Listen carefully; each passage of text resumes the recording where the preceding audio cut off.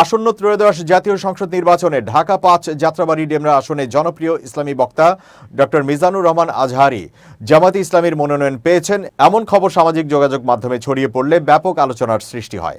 বিভিন্ন প্ল্যাটফর্মে ছড়িয়ে পড়ার খবরটি সঠিক নয়, এটি গুজব বলে নিশ্চিত করেছেন জামায়াতের একাধিক নেতা।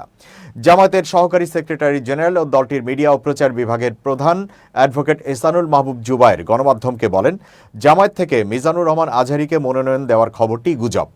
এমনটি হওয়ার কোনো সম্ভাবনাও নেই।